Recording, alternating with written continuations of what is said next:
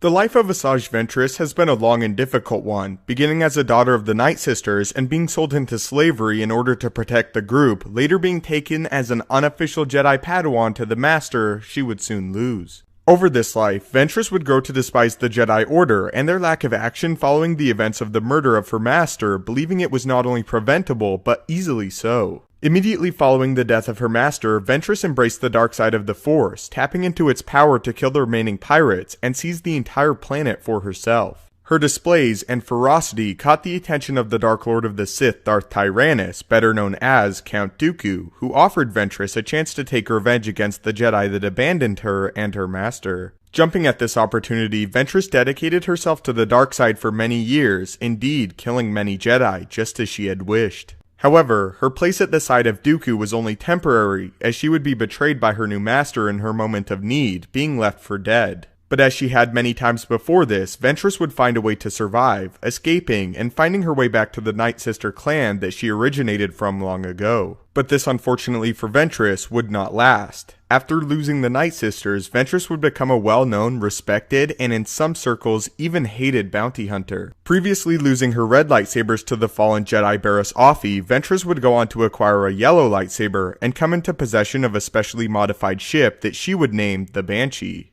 For some time, Ventress operated out of this ship as she conducted her affairs as a bounty hunter, earning her the title of the Bald Banshee. On one mission, Ventress encountered an individual named Quinlan Vos, who presented himself as a new, skilled bounty hunter who had just arrived on the scene. Secretly though, Vos was in fact a Jedi Master sent to carry out one of the darkest orders the Jedi had ever levied, the assassination of Count Dooku. In order to learn all he could of Dooku, Vos opted to track down Ventress, as she had spent many years as a student and would know him better than anyone. After working together on a bounty, the two became partners, as Vos continued his charade as a bounty hunter, even going as far as to limit his use of the Force, and purely operate using his physical abilities. However, the more time Ventress spent with the hidden Jedi, the more curious she became concerning certain feats he would pull off on hunts. After developing feelings for one another, and after a particularly impressive display on Vos's behalf, Vos revealed he was in fact a Jedi Master sent to learn from Ventress, and finally kill Count Dooku for his role in the Clone Wars.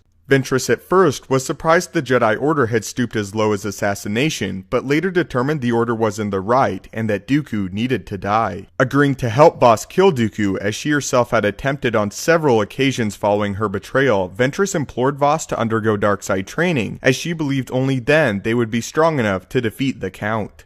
At first, Vos resisted the pull of the dark side, but as he was pushed farther by tapping into his own hatred and the hatred that others had developed, the dark side began to take root. The act that finally caused Vos's full embrace of the darkness was remembering the death of his Jedi Master Thulm earlier in the Clone Wars. This revelation shocked Ventress, as Thulm had perished by her blade. Instead of coming forward, however, Ventress told Vos Dooku had killed his master. Over the next several weeks, Ventress trained Vos in the ways of the dark side, with the Jedi eventually fully abandoning the Order and explaining after Dooku was dead he had no place amongst the Jedi. Vos was trained to kill without hesitation or remorse, and taught the many gifts and curses the darkness had to offer. As his power in the darker aspects of the Force increased, so did his love for Ventress. The next day, Ventress received word Dooku would arrive at a Separatist capital, and that there would be the best opportunity to catch him off guard and kill him. That night, Ventress completed Vos's dark side tutelage, forcing him to kill a rare creature, and reminding him of the loss of his Jedi Master and friend. The two then departed the planet of Dathomir, united in darkness and with the sole goal of killing Count Dooku. Arriving at the Separatist capital in the midst of a celebration, Ventress openly approached Dooku, who desired to kill her, but hesitated due to so many witnesses. Ventress told Dooku to meet her in private, and that they would finish what was started long ago there. Upon meeting with Ventress, the Count was confident he could overpower her, as he had requested the aid of General Grievous. However, Vos had secretly prior trapped the droid general, and instead of Grievous emerging to aid Dooku, instead, Vos revealed himself. The three dueled for a time, with Dooku surprisingly gaining the upper hand. Then, to the dismay of Ventress, Grievous entered and separated her from Vos. Just then, Dooku incapacitated the former Jedi Master with Force Lightning and ordered battle droids to take him into captivity. Just barely able to escape, Ventress reached out to Boba Fett and his crew, offering him everything she owned if they would just help her save Vos. With the help of the bounty hunters, Ventress found her way to Voss, only to discover he had learned the truth of the death of his master, and that he was prepared to kill Ventress for her deceit. Engaging in a duel with Ventress with his fallen master's lightsaber, Ventress was driven back and nearly killed by Voss. Exiting where Voss was being held, Ventress saw the fallen Jedi join Dooku in an effort to kill the bounty hunters, and determined her former lover was entirely lost to the dark side. Realizing this, Ventress again escaped with the bounty hunters. Completely broken, Ventress found her way back to Coruscant, where she resided in the lower levels for several months. During this period, Voss rose as a new enemy of the Republic and Jedi, as the new apprentice of Darth Tyrannus. One day, one of Voss's Jedi friends reached out to Ventress, asking her for help in a final effort to save Voss. Finally, pulling herself away from despair, Ventress agreed to seek the aid of the Jedi. Meeting with both Anakin Skywalker and Obi-Wan Kenobi, Ventress was taken before the Jedi Council, with all but Kenobi and Yoda not interested in hearing her out initially. Following an intense meeting, it was decided Anakin and Obi-Wan would attempt to rescue and bring Voss back to the light, with Ventress being offered a full pardon for her crimes against the Republic if she aided in the Jedi's rescue efforts. Ventress agreed, and the group departed Coruscant to find Voss. Upon locating a still imprisoned Voss on a separatist ship, Anakin engaged Dooku, while Ventress and Kenobi found Voss. Once finding the Jedi, Kenobi attempted to free him, but was stopped by Ventress, who still believed Voss was an agent of the dark side. However, Kenobi could not sense the darkness, and again went to free his companion. This time, Ventress leaped forward, believing only in death would Voss be free. Kenobi just barely managed to fight her off as Voss again fled.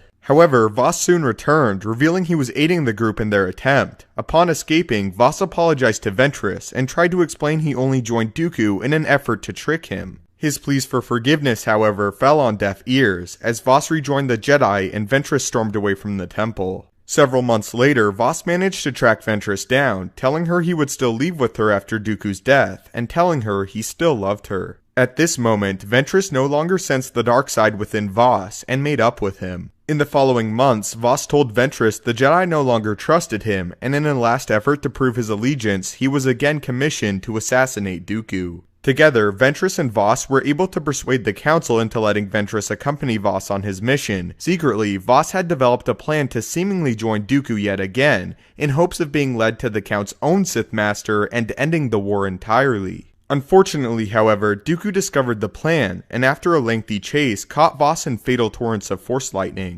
Unable to watch her lover die, Ventress sacrificed herself, taking on the Force lightning and perishing in front of her true love. After this, Dooku again managed to escape, as Voss and Kenobi buried Ventress on Dathomir. So that is sadly what happened to Asajj Ventress after the Clone Wars. So that is how the story of Asajj Ventress ended. So what was your favorite point in Asajj Ventress's life? Was it her time as a Night Sister, a Jedi Padawan, Dark Jedi, or Bounty Hunter? The way Ventress's story ended was a very big point of contention in the Star Wars fandom, so do you like it or do you not like it? And if it were up to you, how would you change it? If you enjoyed the video and feel it deserves it, I would really appreciate it if you could leave a like, as it helps the channel out a great deal. If you haven't already, maybe consider subscribing to ensure you stay up to date with everything Star Wars related, from news and theories. If you would like to speak to me directly and make suggestions, my Twitter is @thestupendousswave, or you could always leave a comment, as I do read them all. Thanks again so much for watching, may the Force be with you, and have a great day.